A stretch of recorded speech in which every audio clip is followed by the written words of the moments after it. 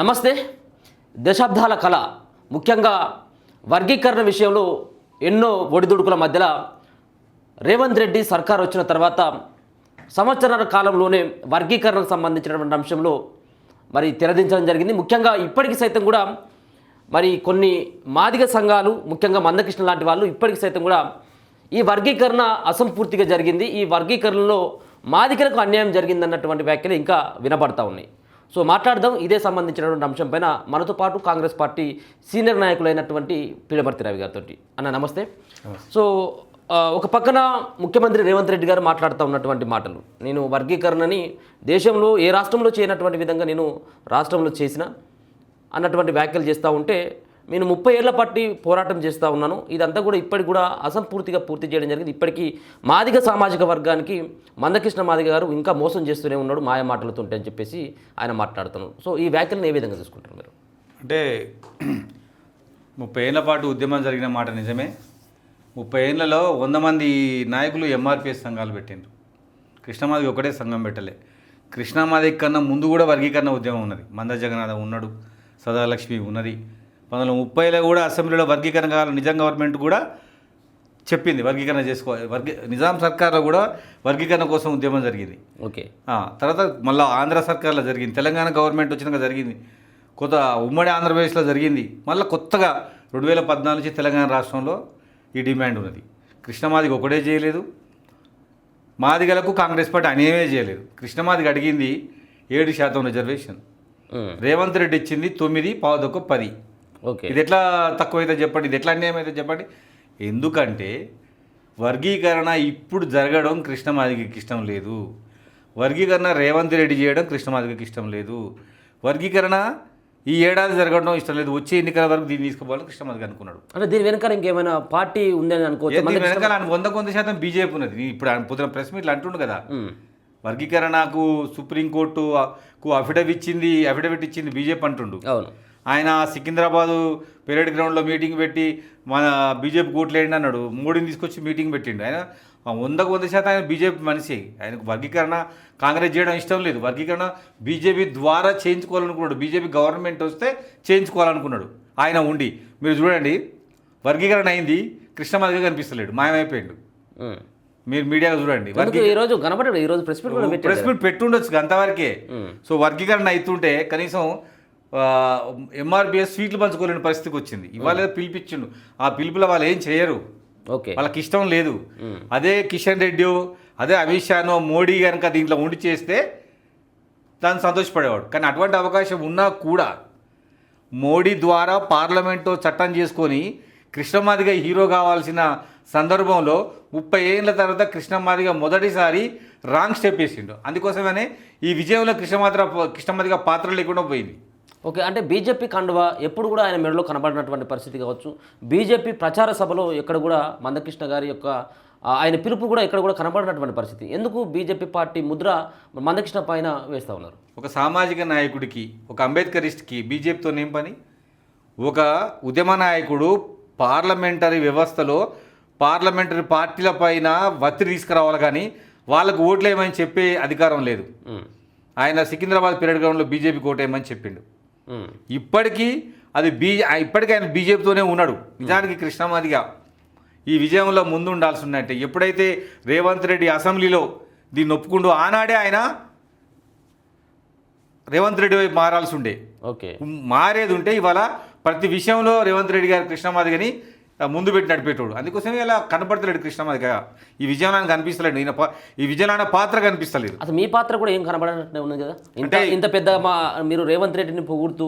So వర్గీకరణ విషయంలో సరే వ్యతిరేకించేటువంటి వాళ్ళు ఉన్నారు కాదనట్లేము, కానీ దాన్ని సమర్థించేటువంటి మీలాంటి నాయకులు కనీసం ఎక్కడ కూడా స్వీట్లు పంచుకున్నటువంటి సంబరాలు చేసుకున్నటువంటి పరిస్థితి కనబడట్లేదు. సో ఎందుకు మీలాంటి ఆల్రెడీ నిన్న రేవంత్ రెడ్డి గారికి పాలాభిషేకం చేసినాం, ఈరోజు ఓయిల స్వీట్లు పంచుకున్నాం, ఈరోజు రేవంత్ రెడ్డి గారు స్వీట్లు పంచుకుంటాం. సో రాష్ట్ర వ్యాప్తంగా ఎందుకు పిలుపునివ్వకపోతే ఉన్నారు మీరు? ఇప్పుడు చూడండి, ఇది ఏంటంటే మాకు ఆల్రెడీ కాంగ్రెస్ పార్టీ చేసింది, దీన్ని విజయోత్సవాలు చేసుకొని దీన్ని సంబరాలు చేసుకొని మాలమాదిగలు మేము దూరంగా తలుచుకోలేదు. ఓకే, మాకు ప్రభుత్వం చేసింది, మేము అడిగినా మాకు ఇచ్చారు, అంతవరకే. మేము దీని విజయోత్సవాలు చేసుకుంటూ ఇంకా వాళ్ళని మేము దూరం చేసుకొని వాళ్ళు మేము విజయోత్సవాలు చేసుకుంటే వాళ్ళు ఇంకా బాధపడతారు కదా. ప్రభుత్వం మాకు ఇచ్చింది, మేము కొట్లాడినాం, మాకు ఇచ్చింది కాబట్టి మేము విజయోత్సవాలు కాదు, చిన్న చిన్న విజయాలు అంతే తప్ప, చిన్న చిన్న సంబరాలు తప్ప దీన్ని గ్రాండ్గా చేసుకునేంత అవసరం కూడా లేదు. సో మాల సామాజిక వర్గం నుంచి ఉన్నటువంటి ముఖ్యంగా వివేక్ అయితే ఉంది, నాగరాజ్ అయితే ఉంది, మరో పక్కన బట్టి విక్రమార్క, ఇటువంటి సంబంధించినటువంటి వ్యక్తుల పట్ల కాసేపు క్రితమే మందకృష్ణ గారు మాట్లాడుతూ ఖచ్చితంగా మేము అంతు చూస్తాం, రాజకీయ పరంగా ఖచ్చితంగా మిమ్మల్ని దెబ్బతీస్తామని చెప్పేసి ఒక పక్కన వ్యాఖ్యలు చేస్తూ ఉన్నారు మాల సామాజిక. సో వాళ్ళ యొక్క తప్పు ఎక్కడైనా కనబడదా? ముఖ్యంగా ఈ వర్గీకరణను అడ్డుకోవాలని చెప్పేసి మాల సామాజిక వర్గం నుంచి ఉన్నటువంటి ఎమ్మెల్యేలు కుట్రలు చేసిందనేది ఆయన భావన. సో మీకు అటువంటి కుట్రలు ఏమైనా చేసినట్టుగా మీకు కనిపించడం జరిగిందా? వాళ్ళు కుట్రలు కాదు, వాళ్ళు ఓపెన్గానే వద్దని చెప్పారు కదా. కుట్ర చేసేది ఉంది ఇందులో. వివేక్ వద్దన్నాడు, నాగరాజు వద్దన్నాడు, సత్తుపల్లి ఎమ్మెల్యే ఆమె వద్దన్నది తప్ప వాళ్ళు కుట్ర చేసింది ఎక్కడ? కుట్ర చేసిందల్లా మందకృష్ణ మాదిగ దీన్ని ఆపాలని కుట్ర చేసింది. దీన్ని ఇప్పుడు చేయొద్దని, ఇప్పుడు జరగొద్దని ఆయన కోరిక కదా. ఎందుకు ఆపడం ద్వారా మందకృష్ణకు వచ్చేటువంటి ఉపయోగం ఏముంటుంది? ఇప్పుడు పేరు రాలే కదా, ఈ మొహం ఎట్ట పెట్టుకున్నాడు చూడండి. ఎందుకు స్వీట్ పంచుకోలేకపోయిండు, ఎందుకు స్వాగతించలేకపోయిండు, ఎందుకు ఉత్సవాలు చేయలేకపోతుండు? చేయలేడు ఆయన ఉత్సవాలు చేయలేడు, ఎందుకంటే ఆయనకి ఇష్టం లేదు ఇది ఇప్పుడు జరగటం. నిజానికి ఏంటంటే నేను చెప్తా ఉన్నా, తాజుబాము తన గుడ్లను తాను తిన్నట్టే వర్గీకరణ ఉద్యమాన్ని ఆపాలని కోరుకుని కృష్ణమాదిగా. సో రేవంత్ రెడ్డి గారికి చేయాల్సినటువంటి చిక్కులన్నీ తెచ్చిండు. ఓకే, షమీ అఖ్తర్కి రెండోసారి సమయం తీసుకోవడం, ఇతర కులాలను తీసుకుపోయి కంప్లైంట్ చేయించడం, ఇవన్నీ చేసిండు. ఎప్పుడైతే సీఎం రేవంత్ రెడ్డి నిర్ణయం సీరియస్ తీసుకున్నాడో అప్పుడు వివేక్ కానీ నాగరాజు కానీ వాళ్ళంతా వెనకకు తగ్గిన వాళ్ళు. ఓకే, ఇవాళ చూడండి, వర్గీకరణలో వాళ్ళకి 5% వస్తే వాళ్ళు సైలెంట్గా ఉన్నారు తప్ప ప్రొటెస్టే లేదు.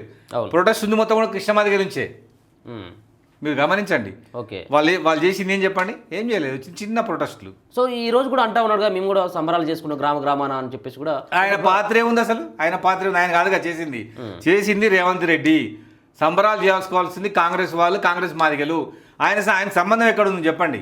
సో మేము ఉద్యమాలు చేసినాం కదా, నేను 30 ఏళ్ళుగా ఉద్యమాలు చేసింది కేసీఆర్ కదా, ఇచ్చింది సోనియా గాంధీ కదా తెలంగాణ. ఇది కూడా అదే అంటున్నా, నువ్వు ఉద్యమాలు చేసి నువ్వు ఒక్కడే కాదు, ప్రతి మాదిగ చేసిండు. మాదిగల కష్టం మీద నువ్వొక్కడే బతికినావు తప్ప ఇది నువ్వు చేసింది కాదు. ఇది ముమ్మాటికి కాంగ్రెస్ పార్టీ రేవంత్ రెడ్డి చేవేళ్ల డిక్లరేషన్లో మాదిగలకి ఇచ్చిన హామీని నిలబెట్టుకుని తప్ప ఇందులో కృష్ణమాదిగ పాత్ర లేదు. కృష్ణమాదిగ వర్గీకరణ వద్దని తిరిగిండు ఆగస్టు నుంచి. ఓకే, కృష్ణమాదిగకు ఇంకో షేడ్ ఉంది, నువ్వు ఇటే చూస్తున్నావు. నాణ్యానికి వెనక వైపు చూడట్లేవు. వర్గీకరణ అడ్డుకుందామని, ఆపుదామని, పుల్లలు పెడదామని తిరిగింది కృష్ణమాదిగ. సో చంద్రబాబు నాయుడును ఉద్దేశిస్తూ కూడా కొన్ని వ్యాఖ్యలు కూడా చేయడం జరిగింది. సో ఆంధ్రాలో మాదిగ సామాజిక వర్గానికి అలాగే మాల సామాజిక వర్గానికి సమానమైనటువంటి న్యాయం కల్పిస్తామని చంద్రబాబు నాయుడు చాలా బెటర్ రేవంత్ రెడ్డి కంటే పోల్చుకుంటే 100 రెట్లు చంద్రబాబు నాయుడు బెటర్ అని చెప్పేసి చేస్తున్నటువంటి వ్యాఖ్యలు కదా. ఆంధ్రలో ఇప్పటివరకు జరిగింది, ఒక కమిషన్ వేసిండ్రు, కమిషన్ని క్యాబినెట్ ఆమోదించారు. ఇక్కడ అసెంబ్లీలో చట్టం అయిపోయింది. ఆల్మోస్ట్ ఆల్ ఏబిసిడి పని మొత్తం అయిపోయింది. ఏబిసిడి పని మొత్తం అయిపోయింది. రేపు గవర్నర్ దగ్గర పోయి సైన్ పెట్టినాక గెజెట్ రావాలి. ఓకే, అదే మిగిలింది. ఇంకా అక్కడ అసెంబ్లీలో ఇంకా చట్టం కాలే కదా. అవును, ఆ పర్సంటేజ్లు వేసి నాకు చెప్పు. కృష్ణమాదిగ చేసిన తొండి వల్ల ఇవాళ మాదిగలు ఇక్కడ 1% రిజర్వేషన్ కోల్పోయినారు. ఏం మాట్లాడకుండా ఏబిసిడి అన్నాడు తప్ప తెలంగాణ రాష్ట్రంలో మాదిగలకు ఎంత రావాలని చెప్పలే. సీఎం ఆల్రెడీ 9 ప్రకటించినాక మేము 11 ఉన్నాం అంటుండు. ఓకే, ఆయన నాయకుడు అండి, లెక్కల రాని నాయకుడు, చదువు నాయకుడు. ముందే పోయి సీఎంని కన్విన్స్ చేయాలి.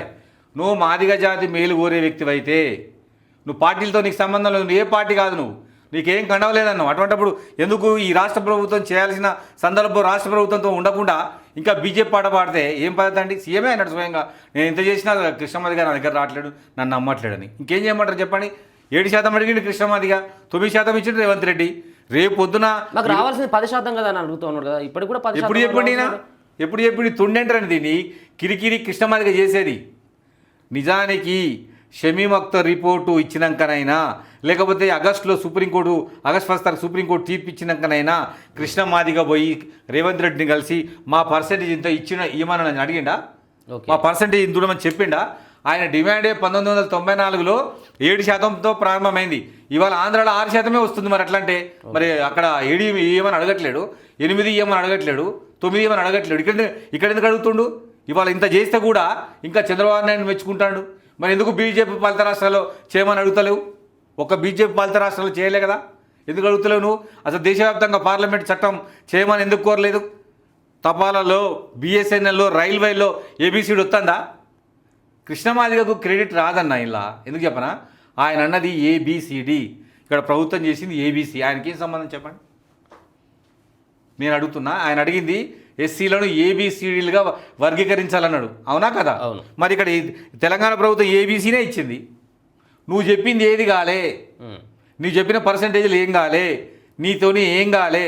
నువ్వు బాధతోటి, కుట్రతోటి, నేను లేకుండా జరిగిందన్న బాధతోటి ఇవాళ ప్రెస్ మీట్లు పెట్టి ఇంకా మాకు అన్యాయం జరిగిందన్నాడు. ఇది చాలా తప్పిది.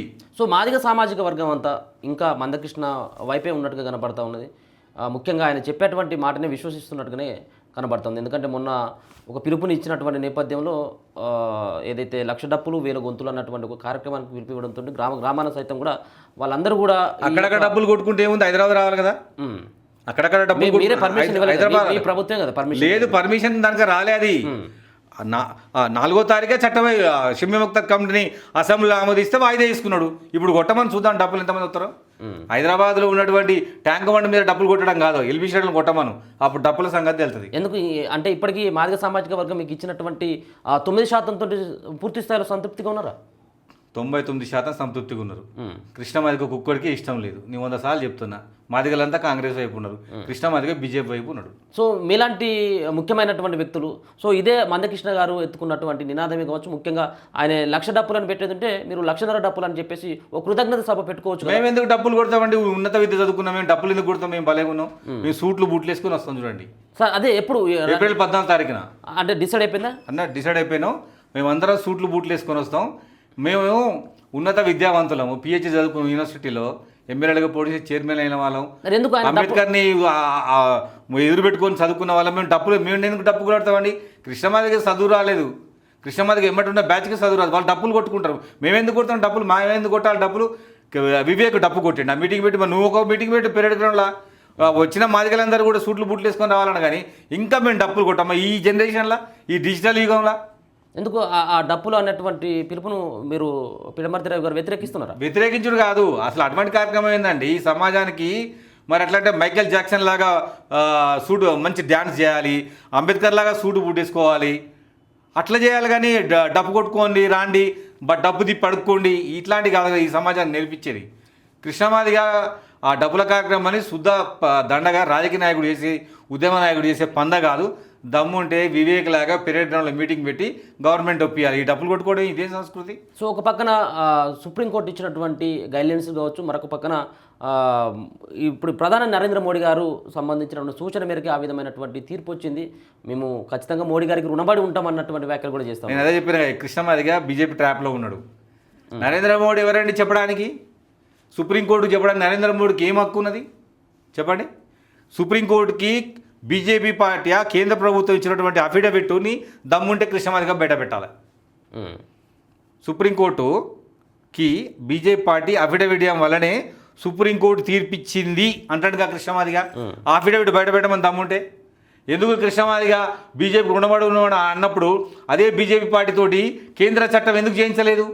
ఓకే, రాష్ట్రాలకు వదిలిపెట్టిన రాష్ట్రాలు తీసుకొని. అందుకోసమే క్రెడిట్ కాంగ్రెస్కు, రేవంత్ రెడ్డికి వచ్చింది. ఇక్కడ నుంచి అమిత్ షా, మోడీ, కృష్ణమాదిగా అంతా మాయమైపోయారు. ఓకే, అంటే మీకు ఉన్నటువంటి అంటే మాదిగ సంబంధించిన మీ గ్రూప్లో ఉన్నటువంటి, సో 3 గ్రూపులుగా విభజిస్తే మీ మాదిగ సంబంధించినటువంటి గ్రూపులో ఉన్నటువంటి ఆ సంఘాల మధ్యలో, ఆ సంబంధించిన కులాల మధ్యలో చిచ్చు పెట్టేందుకు రేవంత్ రెడ్డి ప్రయత్నిస్తున్నాడు అన్నటువంటి వ్యాఖ్యలు కూడా చేయడం జరుగుతుంది. సో ఏంటి అసలు నిజంగా కూడా అటువంటి ఎదురయ్యేటువంటి అవకాశం ఉంటుందో భవిష్యత్తులో? లేదు. ఇప్పుడు ఎట్లంటే ఏ గ్రూప్లో 1%కి బాగా వెనుకబడ్డ కులాలు, సంచార జాతులు, ఇప్పటివరకు ఉద్యోగం పొందలేని కులాలని ఏ గ్రూపులు వేసిండ్రు. అవును, ఆ మాదిగ ఉపకులాలని ఒక గ్రూపులు వేసిండ్రు, మాల ఉపకులాలని ఒక గ్రూపులు వేసిండ్రు. ఇది గతంలో ఉన్నదే.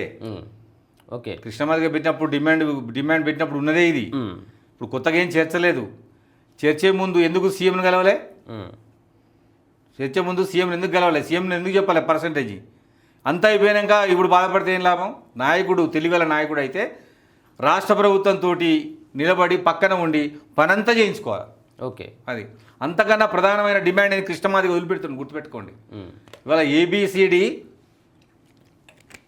అయిపోగానే కృష్ణమాదిగ పెట్టినాల్సిన డిమాండ్ ఏంటంటే ఒక 10, 12, 13 అమరవీర కుటుంబాలు ఉన్నాయి. ఆ అమరవీరుల కుటుంబాలని గుర్తించి తెలంగాణ అమరవీరుల కుటుంబాలకు ఎట్లయితే ప్రభుత్వం ఆదుకుందో అట్లా ఆదుకోవాలని చెప్పాలి. తెలంగాణ ఉద్యమకాలను రేవంత్ రెడ్డి గారు ఏ విధంగా అయితే 250 గజం స్థలం ఇస్తున్నాడో మాదిగ సంఘాలలో పనిచేసిన వాళ్ళకు కూడా అదే అవకాశం కల్పించాలి. ఇందిరమ్మ ఇండ్లలో కానీ రాజీవ్ యువకాశలో కానీ మా నాయకులకు ఈ అవకాశం ఏమని చెప్పాలి. అది చెప్పకుండా ఇంకా తొండి మాటలు మాట్లాడుతుంది. 9% రిజర్వేషన్ ఇచ్చినాక 15లో మాకు 9 వచ్చినాక మేజర్ పార్ట్ కదా ఇది. ఓకే, నేను 12% అడిగినా, ఎప్పుడు 20% అయినప్పుడు.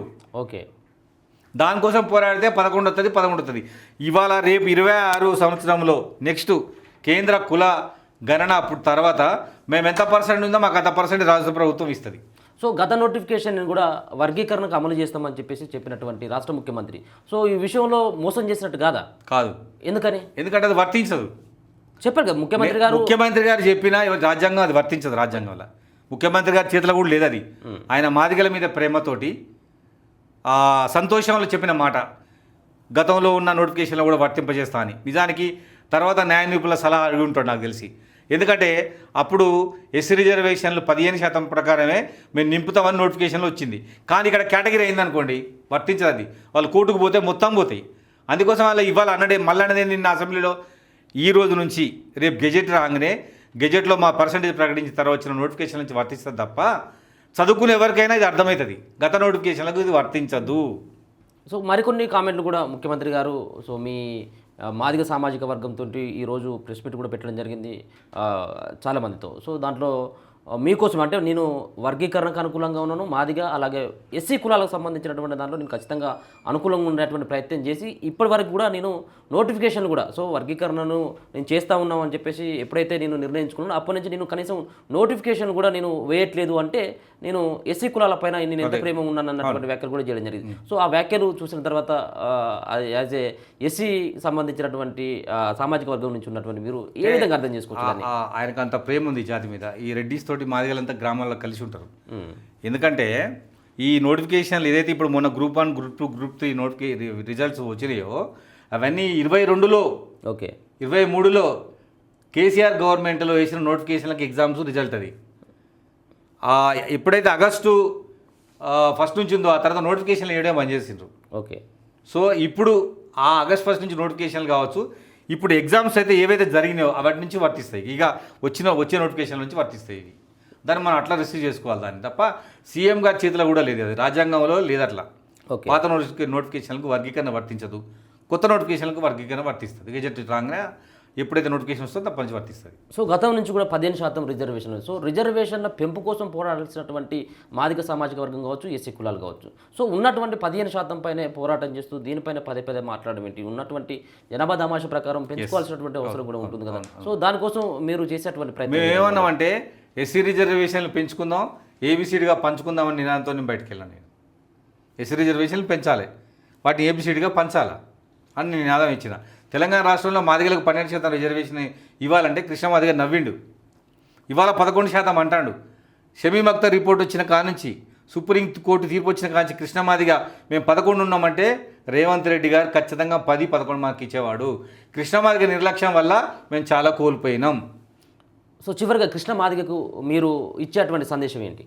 అంటే ఇప్పటికైనా బీజేపీని మానుకొని ఎస్సీ రిజర్వేషన్ పెంపులకు పనిచేసి మాదిగ జాతిని బీజేపీకి తాకట్టు పెట్టాలని చూడకు. మాదిగ జాతిని వాళ్ళ స్వేచ్ఛకు వాళ్ళని వదిలేయి. విద్యార్థులు మొత్తం కూడా ఆగం చేయొద్దు, వాళ్ళని చదువుకొనియాలి. ఎందుకంటే నోటిఫికేషన్లు వస్తున్నాయి, సీఎం గారు ఇప్పుడే చెప్తున్నారు. వాళ్ళని చదువుకొనిచ్చి వదిలేయండి. ఆ ఎంఎస్ఎఫ్ అనే విద్యార్థి సంఘాన్ని మొత్తం కూడా చదువు మీద కాన్సన్ట్రేట్ చేయమని కృష్ణమాదిగకి చెప్పాలి. ఇన్నేళ్ల తర్వాత మనకు నోటిఫికేషన్లు వస్తున్నాయి కాబట్టి ఆ విద్యార్థి సంఘాన్ని కంప్లీట్గా చదువు మీద దృష్టి పెట్టమని చెప్పాలి. నీ స్వప్రయోజనాల కోసం జాతిని వాడుకోవద్దని కృష్ణమాదిగ విజ్ఞప్తిస్తున్నాను. సో ఈ వర్గీకరణ అంశంలో మోదీ గారికి ఎన్ని మార్కులు ఇస్తారంటే పిరమతిరావు గారు ఏమని చెప్తారు? 1%. సో ఆయన యొక్క కృషి ఫలితం అని చెప్పేసి మందకృష్ణ అంటారు. ఆయన ప్రధాన న్యాయమూర్తి కాదు కదా. సుప్రీంకోర్టు తీర్పు ఇవ్వడానికి, సుప్రీంకోర్టు డైరెక్షన్ ఇవ్వడానికి ఆయన ఎవరు? 3 అనే వ్యక్తి ఎట్లా ఇవ్వగలడు డైరెక్షన్? ఏమి ఇచ్చిండు? ఇస్తే దాని నోటిఫికేషన్ బయటపెట్టు. బీజేపీ పార్టీ కేంద్ర ప్రభుత్వము సుప్రీంకోర్టుకి ఇచ్చినటువంటి అఫిడవిట్ని ఎందుకు బయట పెడతలేరు అంటే ఇదంతా గ్యాంబ్లింగ్, గోల్మాల్ గోవిందం. కృష్ణమాదిగ చెప్పే మొత్తం తప్పు. దీని వర్గీకరణ ఉద్యమాన్ని మొత్తం మాదిగలు మొత్తం కూడా బీజేపీకి ఆపాదించాలని ఆయన కోరిక. అది జరగలేదు, జరగదు. సో మీ మీ మాదిగ సామాజిక వర్గానికి కావచ్చు, మీ ఎస్సీ కులాలకి సో పిడమర్తి రవిగా ఏం చెప్తారు? అంటే నేనేం చెప్తున్నానంటే మనం భవిష్యత్తులో మన పర్సంటేజ్ కోసం మనం కొట్లాడదాం. తెలంగాణ రాష్ట్రంలో మనం 18% ఉన్న 19% అంతా పెంచుకోవడం కోసం కొట్లాడదాం. ఆంధ్ర ప్రభుత్వమైనా తెలంగాణ ప్రభుత్వమైనా చెప్పింది ఏంటంటే రేపు కులగణన తర్వాత జనాభా లెక్కల తర్వాత మీ పర్సంటేజ్ ఎంత ఉందో ఆ పర్సంటేజ్ ప్రకారం తెలంగాణలో మనకు 11, 12 వస్తాయి. అంతవరకు మనం ఈ పోరాటాన్ని సజీవంగా ఉంచుతామని తెలియజేస్తా ఉన్నాం. సో మాల సామాజిక వర్గానికి ఏమని చెప్తారు? అంటే ఇప్పుడు అన్నదమ్ములుగా ఉన్నటువంటి వాళ్ళు ఈ వర్గీకరణ తర్వాత సో మీరు అన్నట్టుగానే సో గొడవలు పెట్టాలన్నటువంటి ప్రయత్నం కొంతమంది చేస్తారు అన్నటువంటి ఆరోపణలు కూడా బలంగా వినపడతాయి. మాల సామాజిక వర్గానికి ఏ విధమైనటువంటి రిక్వెస్ట్ని మీరు పిడమర్తి రవిగా ఏం చెప్తారు వాళ్ళకి? మాలమాదిగల కొట్లాడ పెట్టాలనుకునేది కృష్ణమాదిగ ఒక్కడే. ఆ సమస్య అయిపోయింది. ఇప్పుడు మనందరం కలిసి పనిచేయాలి. తెలంగాణ రాష్ట్రంలో ఎస్సీ రిజర్వేషన్ల పెంపు కోసమని అన్ని సంఘాలు, దళిత సంఘాలు మొత్తం కూడా ఏకమై అంబేద్కరిజంలో ముందు పోకుండా కలిసి పని చేసుకుంటూ రిజర్వేషన్ పెంచుకోవాలనేది నా విజ్ఞప్తి. Okay, thank you so much. మొత్తానికి పిడమర్తి రవి గారు చెప్పేటువంటి అంశం బీజేపీ పార్టీతో ములాఖత్ అయినటువంటి మందకృష్ణ గారికి ఖచ్చితంగా వర్గీకరణ చేయడం ఇష్టం లేక ఇదంతా కూడా బట్టకాల్చి మీదేసేటువంటి కార్యక్రమాన్ని మందకృష్ణ గారు చేస్తూ ఉన్నారు. ఖచ్చితంగా కూడా మాల మాదిగలు కలిసి మళ్ళీ రిజర్వేషన్ల పెంపు కోసం ఖచ్చితంగా అందరం కలిసి కష్టపడాలన్నటువంటి భావనని పిడమర్తి గారు అయితే చెప్తా ఉన్నారు. చూస్తూనే ఉండండి మన తొలి వెలుగు.